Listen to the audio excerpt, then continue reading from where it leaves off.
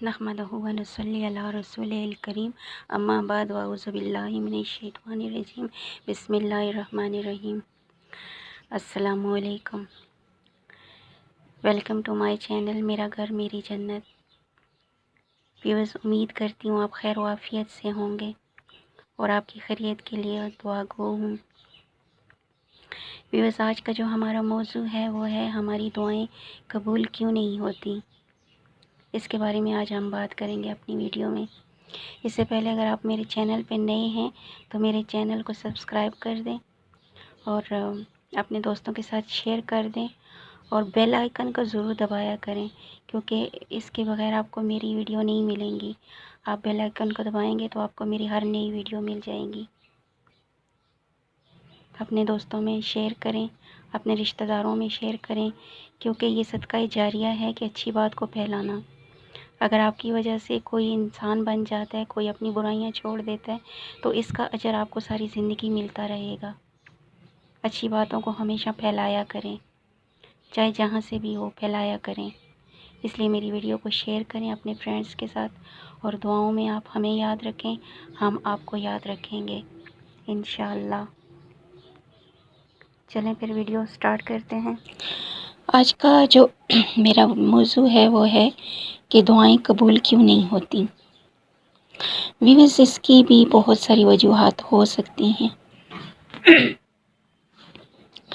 एक तो इसकी वजह ये होती है कि हम दुआ जब मांगते हैं तो हमारे दिल में जो कुछ और होता है, दिमाग में कुछ और होता है और ज़ुबान से हम कुछ और लफ्ज़ अदा कर रहे होते हैं।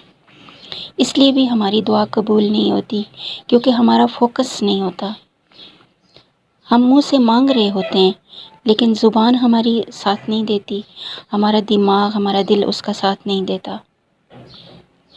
इसलिए भी हमारी दुआ कबूल नहीं होती। दूसरी इसकी वजह ये होती है कि हम जब दुआ करते हैं तो हमारा तरीक़ा सही नहीं होता। हम अल्लाह से दुआ कुछ और कर रहे होते हैं लेकिन हमारा तरीक़ा कुछ और होता है।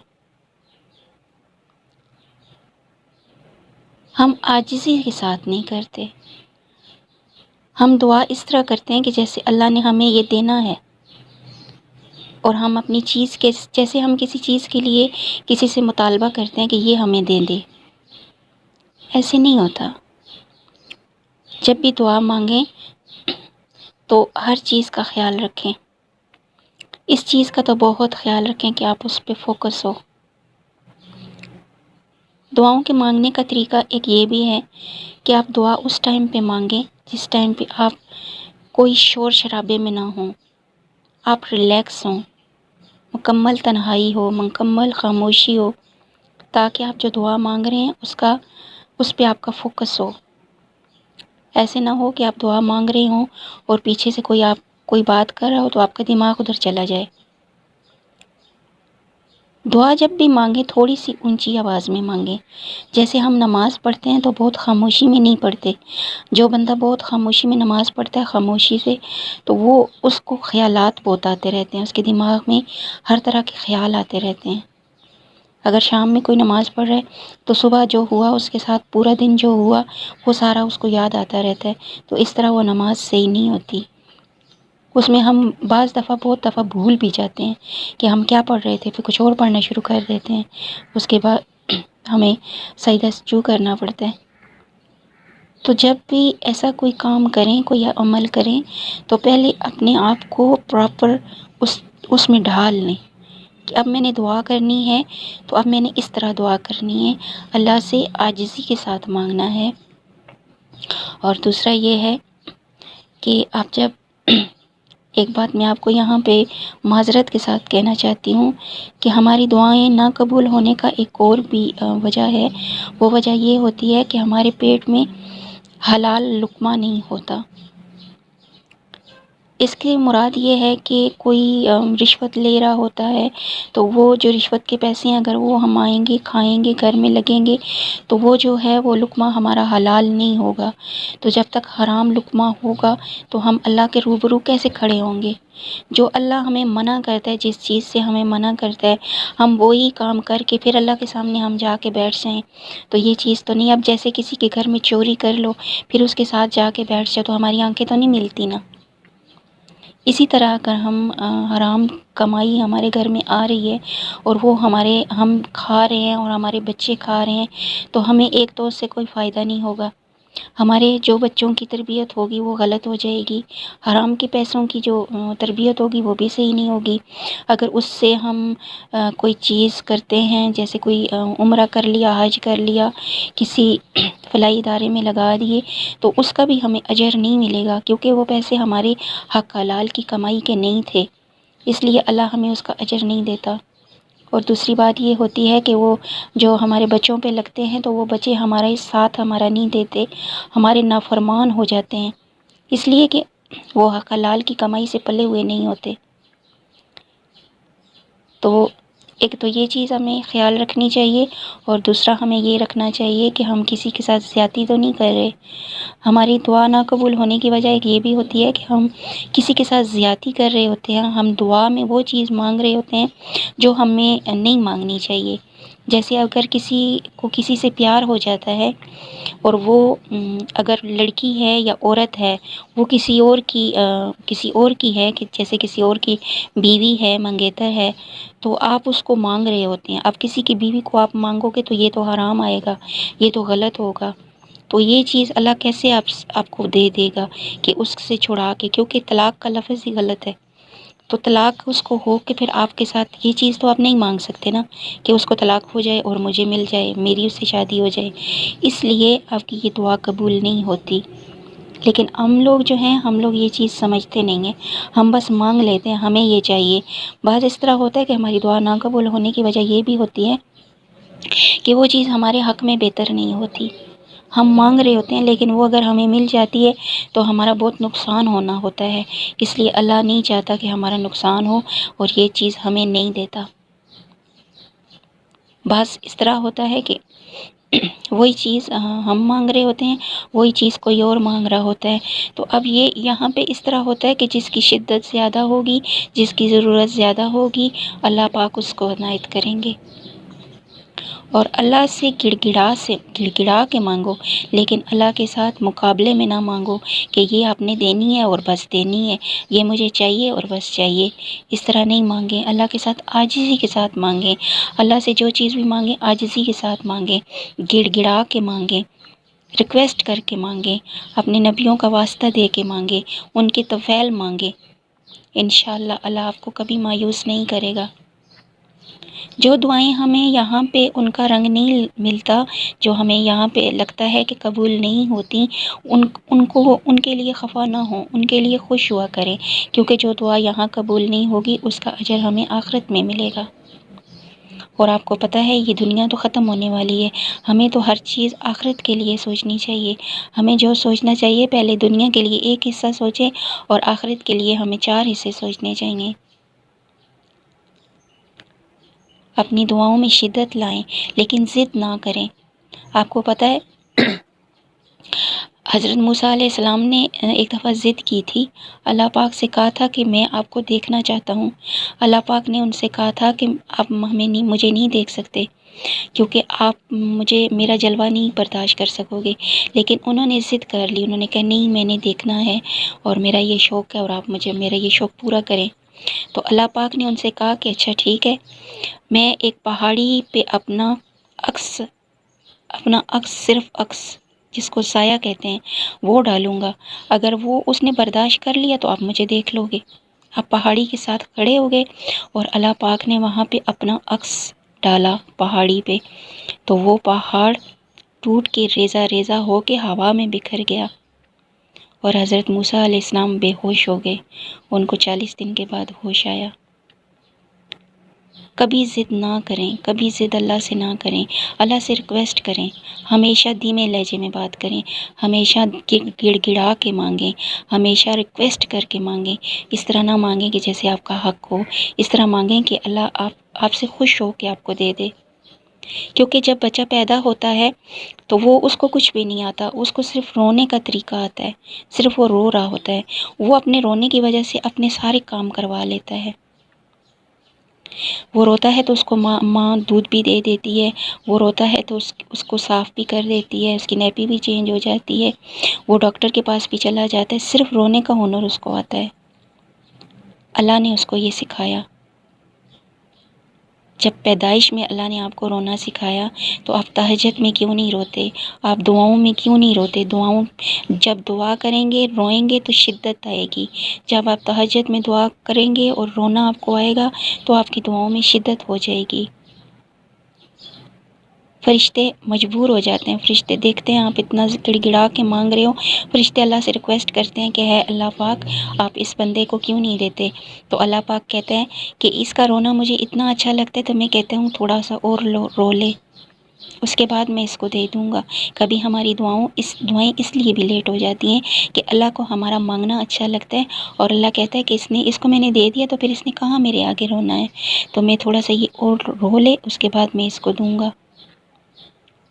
دعائیں مانگنے کا کوئی وقت نہیں ہوتا، دعائیں آپ کسی ٹائم پہ بھی مانگ سکتے ہو، لیکن فرض نماز کے بعد آپ جو دعا مانگتے ہو آپ کو انشاءاللہ اس کا بینیفٹ ملتا ہے، اللہ اس کو پورا کرتا ہے۔ اس کے علاوہ تہجد کا اب لوگ مجھ سے پوچھتے ہیں کہ تہجد کا کون سا ٹائم ہوتا ہے؟ تہجد کا ٹائم اس طرح آپ نکالیں گے، شام کی اذان، مغرب کی اور صبح کی جو اذان ہے، اس کے درمیان میں دیکھیں کتنے گھنٹے ہیں۔ ان گھنٹوں کو 3 پہ ڈیوائیڈ کر دیں، دو حصے اس کے چھوڑ دیں، اور جو تیسرا حصہ ہے، تیسرا پہر، وہ آپ تہجد میں سٹارٹ کر لیں، اس سے آپ تہجد سٹارٹ کر لیں۔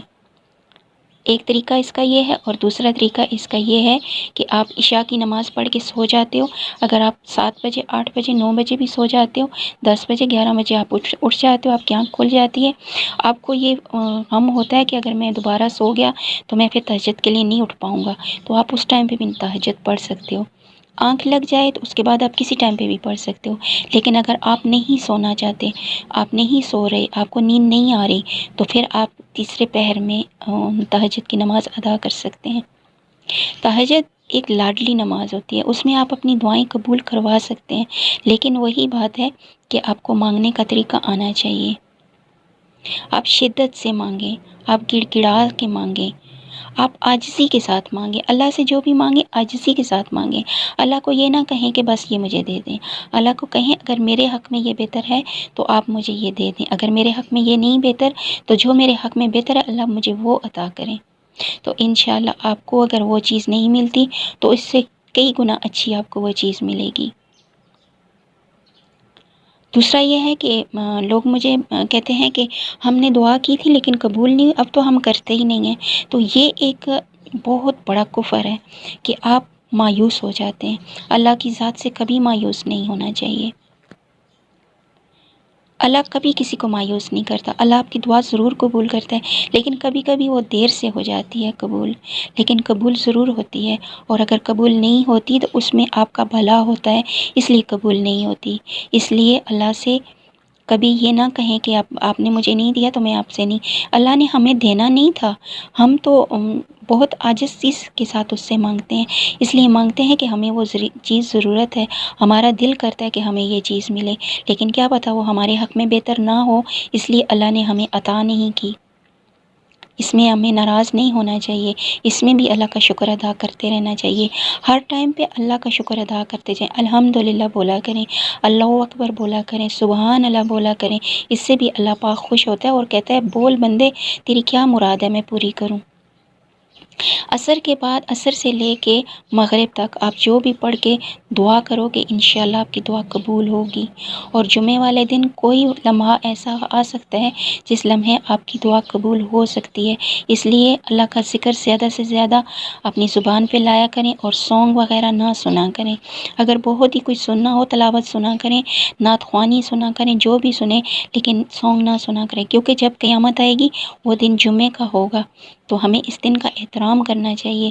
اس دن کے لیے ہمیں اپنے آپ کو صاف کرنا چاہیے، ہمارے دلوں کو بھی، ہمارا جسم کے ساتھ ساتھ ہم اپنے دلوں کو بھی صاف کریں، اپنے دماغ کو، اپنے ذہن کو صاف کریں، برائیوں کو نکالیں، جڑ سے ختم کرنے کی کوشش کریں۔ کوئی چیز بھی آسان نہیں ہوتی، لیکن بارش کا پہلا قطرہ مشکل ہوتا ہے۔ جب بارش لگی رہتی ہے تو پھر انسان کی عادت ہو جاتی ہے، پھر بھیگنے لگتا ہے تو کچھ بھی نہیں ہوتا، لیکن پہلا قطرہ مشکل ہوتا ہے۔ پہلے قطرے کو آپ برداشت کر لیں گے، آپ کے لیے زندگی آسان ہو جائے گی انشاءاللہ۔ اگر آپ اللہ سے کوئی چیز ایسی حسرت آپ کی ہے، وہ اللہ آپ کے دل کی بھی مراد پوری کر دے گا۔ ضروری نہیں ہے کہ آپ زبان سے مانگیں، آپ دل سے بھی رکھیں اور یہ اپنے ذہن میں رکھیں کہ یہ ہم بہتری کے لیے کر رہے ہیں، تو انشاءاللہ وہ مراد آپ کی بھی ویسے بھی پوری ہو جائے گی۔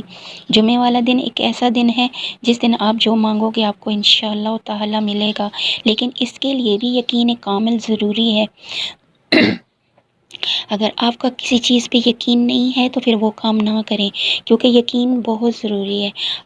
ہم نے اللہ کو نہیں دیکھا، لیکن ہمارا یقین ہے کہ اللہ ہے، اللہ ایک ہے، یہ بھی ہمارا یقین ہے۔ اللہ کے ساتھ کوئی نہیں شریک، یہ بھی ہمارا یقین ہے، اور اللہ سب سے بڑا ہے، یہ بھی ہمارا یقین ہے۔ جب ہمیں ہر چیز کا یقین ہے تو پھر اللہ کے اوپر ہم یہ بھی یقین رکھیں کہ جو ہمارے حق میں بہتر ہوگا وہ اللہ ہمیں ضرور عطا کرے گا۔ اپنی دعاؤں میں شدت لائیں، عاجزی لائیں، ہمیشہ دھیمے لہجے میں مانگیں، ہمیشہ دھیمے لہجے میں بولیں۔ جب گڑ گڑا کے آپ مانگیں گے تو انشاءاللہ آپ کی دعا رد نہیں ہوگی، لیکن آپ جب غرور میں آ جاتے ہیں، غرور سے مانگتے ہیں، تو پھر کبھی کوئی دعا قبول ہونے کی مت سوچیں۔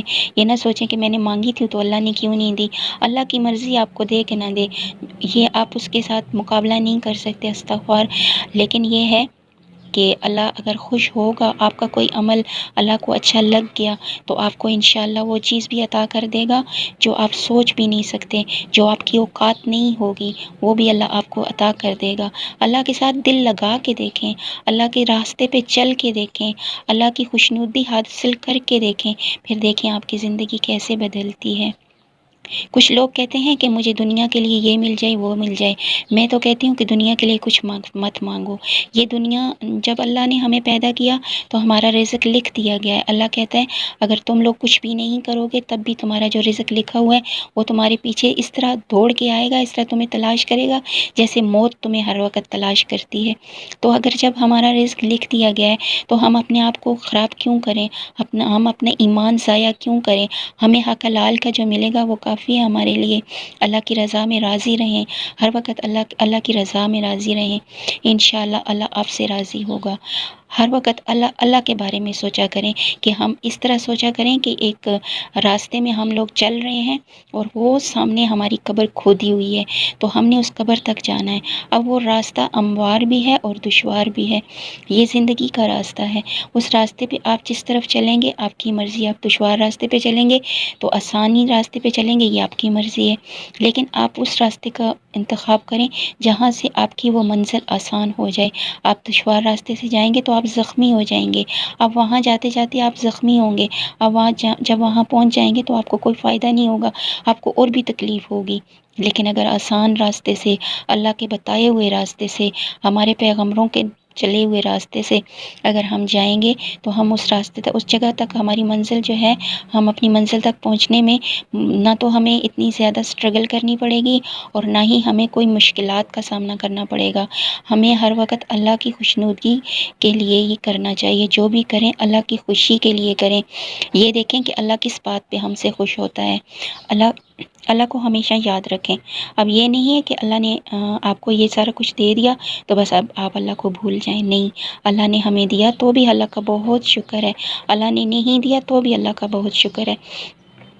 اللہ جو جانتا ہے وہ ہم نہیں جانتے، جو اللہ کر سکتا ہے وہ ہم نہیں کر سکتے، اس لیے ہر وقت اللہ کے لیے کریں، جو کام کرتے ہیں اللہ کے لیے کریں۔ اللہ جو چاہے وہ کر سکتا ہے۔ اس لیے آپ کو میری ایک ایڈوائز ہے کہ ہر وقت درود ابراہیمی پڑھتے رہا کریں، خاص طور پہ جمعے والے دن 1000 بار درود ابراہیمی پڑھیں، اور 200 بار قل واللہ احد، آپ 200 بار دو تسبیحاں پڑھ لیں، تو انشاءاللہ آپ یہ کر کے عصر کے بعد آپ اس کو کریں، اور اس کے بعد آپ جو مانگیں گے انشاءاللہ آپ کی وہ دعا، آپ کی وہ مراد قبول ہوگی۔ اللہ آپ کا اور ہمارا حامی و ناصر ہو۔ اگر میری ویڈیو آپ کو اچھی لگی تو لائک کر دیں، اور سبسکرائب بھی کر دیں اگر آپ میرے چینل پہ نئے ہیں، اور جس موضوع پہ آپ چاہتے ہیں کہ میں آپ سے بات کروں تو اس موضوع کو آپ مجھے میل کر سکتے ہیں، اور دوسرا یہ ہے کہ آپ کمنٹ بھی کر سکتے ہیں، اور میری ویڈیو کے بارے میں مجھے بتایا کریں اچھی ہے کیسی ہے، مجھے کیا کرنا چاہیے اور کس طرح کی ویڈیو بنانی چاہیے۔ ہمیں آپ کے تعاون کی ضرورت ہے، ہمیں آپ کے ساتھ کی ضرورت ہے۔ انشاءاللہ آپ کا اور ہمارا ساتھ تا حیات رہے گا انشاءاللہ، اور دعاؤں میں یاد رکھیے گا، ہر کسی کے لیے دعا کیا کریں، اور خاص طور پہ اپنے ماں باپ کے لیے دعا کیا کریں تاکہ آپ کے رزق میں اضافہ ہو۔ اگر رزق میں اضافہ چاہتے ہیں تو ماں باپ کے لیے بہت دعا کرا کریں، کثرت سے دعا کیا کریں، اور کثرت سے درود شریف پڑھا کریں۔ اگلی نیکسٹ ویڈیو تک انشاءاللہ دوبارہ ملتے ہیں نیکسٹ ویڈیو میں، تب تک اللہ حافظ۔